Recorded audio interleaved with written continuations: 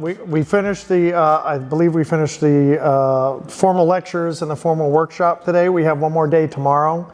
But so far so good. I think everybody's really been enjoying it. The students have been coming up and telling me about their experience, so far, and the information that I've been talking about and sharing with them, that they really appreciate it. And this level of insight into the business and into storyboarding in particular, and storytelling and visual storytelling, they haven't gotten that level before. So to hear somebody coming from a person of my experience of 30 years in the industry, being able to share back my experiences, what I've learned over those 30 years, I think they're really appreciating hearing it all and kind of absorbing it. It's a lot. It's a lot. I love teaching. I've taught. I started teaching way back 96, 97, 3 years after I got out of school, right back to CalArts where I started, where I learned myself. Because I realized the instructors that I had at CalArts all worked in the industry. And so they were bringing and sharing with us and teaching us about the industry and how to be better artists and sharing their experiences. That was it really touched me, right? And so I wanted to give back whatever I was learning out there in the industry back to the students that are going to be that next generation. So I've constantly done that. I ran the internship at Pixar, the story internship, for 6-7 years while I was working there.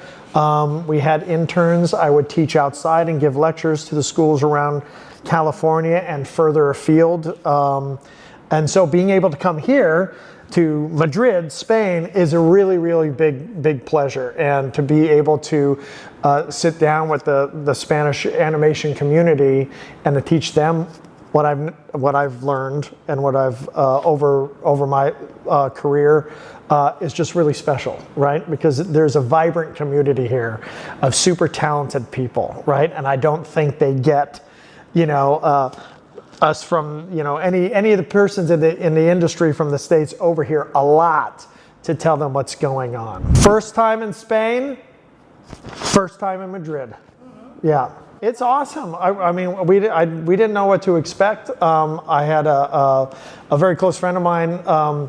His dad, when he was 18, brought him they were doing a tour all over Spain. And he said, Madrid is the best. That's the best place in Spain. So I had that in my mind when I was coming here. And this is really, it's a massive, massive city here, but there's a charm, there's a great character here. It feels like Paris without the hustle and the bustle. The architecture is beautiful, so my family's here with me. So we've been very comfortable here. The food's fantastic. That's a great question. The most important key to being a good storyteller is to have an open mind, right? There's a lot of biases that we automatically live with, things that we like, things that we don't like.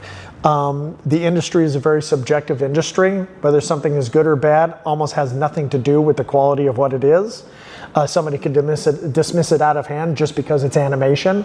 But I think for storytellers, visual storytellers, we have to keep that open mind, because we have to be able to understand a story from all these points of views, even the villain, even the disreputable, even the dislikable, as much as from the lovable and the charming, right? To be able to tell a convincing story, we're going to need to populate the shoes of all those different disparate kind of voices to give the audience an experience that they don't usually have in their normal lives. So an open mind is the best thing.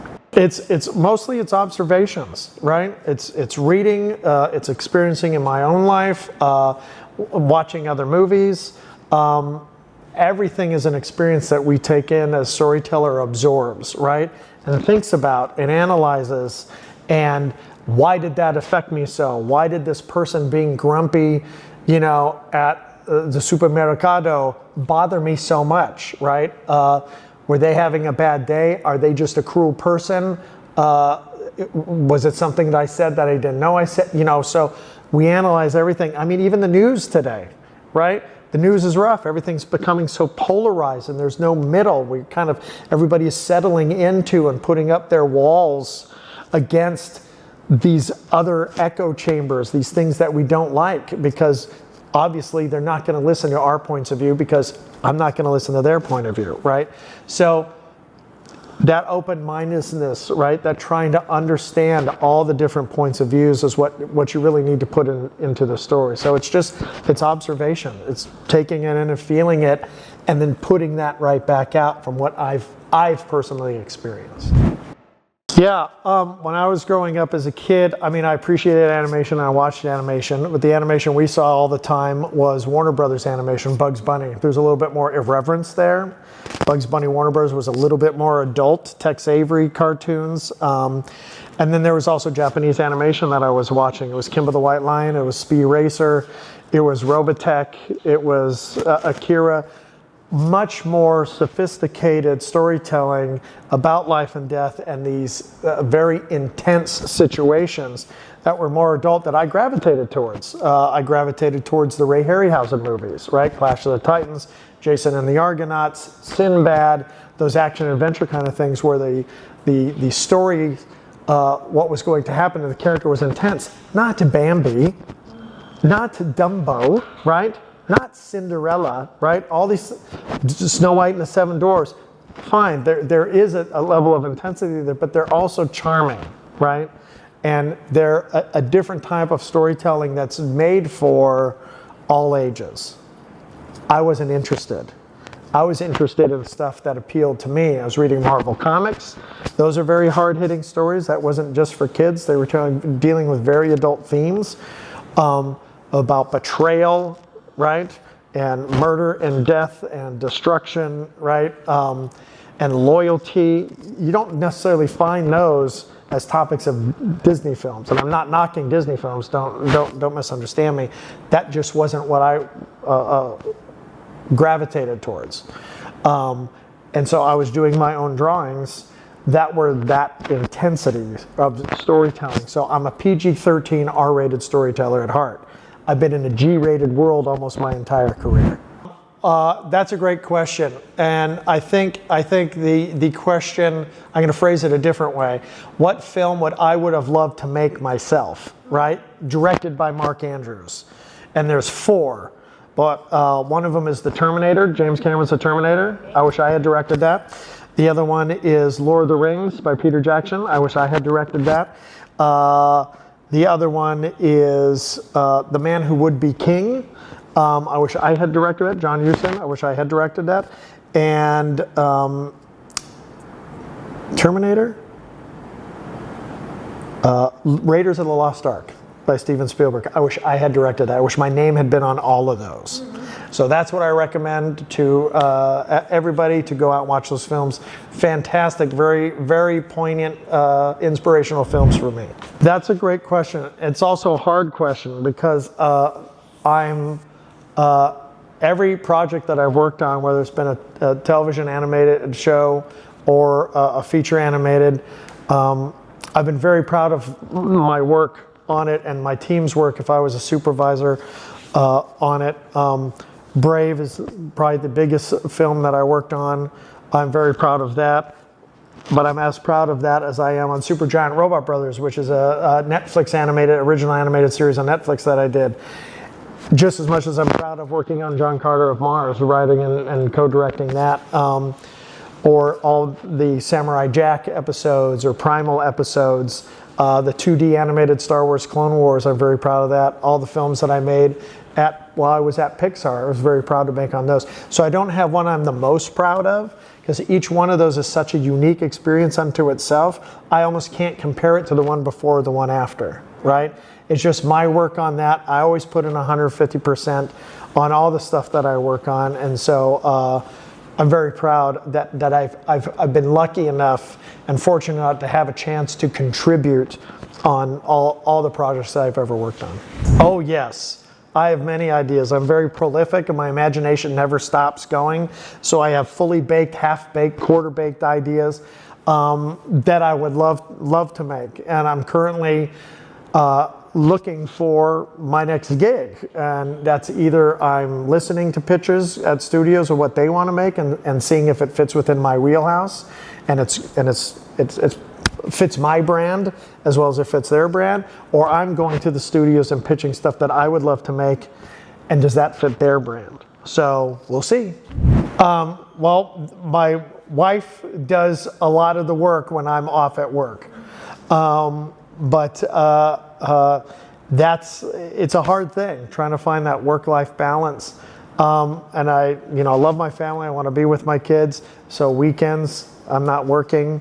I try not to work overtime. I don't believe in overtime. If we work smart, we can get everything done in the time allotted. And so I'm very protective of my time. Even when I have lunch breaks, I try to get off the campus or go away to be able to reset.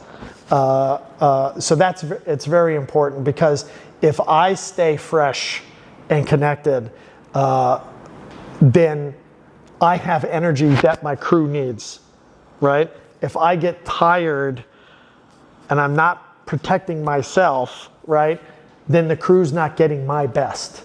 The crew's getting a tired person who's not thinking correctly. So to set up the film for success, to set up my crew for success, I need to be at the top game, which means I need to get away. I need to have that balance to be able to come in. It's a very stressful situation making movies, and time changes, and creativity, you can't always predict what's going to happen and when you're going to have the answers. So what everybody wants out there, what the studios want, is they want your time as much as they can get, and they'll steal it as much as they can get, because they don't know what tomorrow's, whether they're going to get a problem or whether they're going to get it solved tomorrow. But that's not going to do anybody good if the person leading the charge is totally already defeated and out of gas, right? So that's another reason why balance is important. And I want my crew to go home, because I want them to recharge. I had some storyboard artists that would work late into the night. And I would come back in, and they'd totally be, bags under the eyes and tired. Then they have to do a pitch. I'm all, what were you doing last night? He's all, I was trying to get this done for the pitch today. And I see the pitch, and because they were working late and they were tired, it's not their best work. It's never their best work when they're working late. So I keep telling them, go home. 6 o'clock, 7, go home. Come back and get a fresh start. That's going to be that's economizing, right? You're actually going to do more work in less time if you do that, because you're fresh, right? Yeah. So I live by those rules, and I try to encourage my crews to live by those rules too.